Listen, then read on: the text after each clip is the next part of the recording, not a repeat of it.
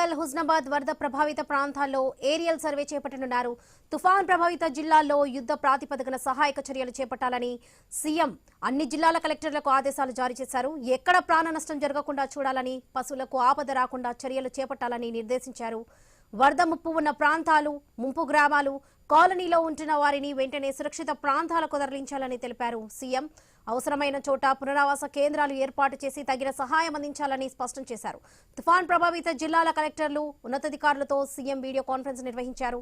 తీవ్ర వర్షాల కారణంగా వరి, పత్తి పంటలకు నష్టం వాటిల్లిందని మంత్రులు, కలెక్టర్లు ముఖ్యమంత్రికి వివరించారు. ఉమ్మడి వరంగల్, నల్గొండ జిల్లాలతో పాటు హుస్నాబాద్ నియోజకవర్గంలో వరద నష్టం ఎక్కువగా ఉందని అంచనాకు వచ్చారు. రాష్ట్రంలో ఈసారి 80 లక్షల టన్నుల ధాన్యం కొనాలని ప్రభుత్వం లక్ష్యంగా పెట్టుకుందని, అందుకు తగినట్లుగా పౌర సరఫరాల విభాగం కట్టుదిట్టంగా చర్యలు చేపట్టాలని సీఎం ఆదేశించారు. కల్లాల్లో, ఐకేపీ కేంద్రాల్లో ఉన్న ధాన్యాన్ని వెంటనే దగ్గరలోని గోదాములు, మిల్లులకు తరలించేందుకు అన్ని ఏర్పాట్లు చేయాలన్నారు. వరద తగ్గిన తర్వాత వ్యవసాయ, రెవెన్యూ విభాగం అధికారులు సంయుక్తంగా సర్వేలు చేసి నష్టాలపై అంచనాలు తయారు చేయాలని సూచించారు.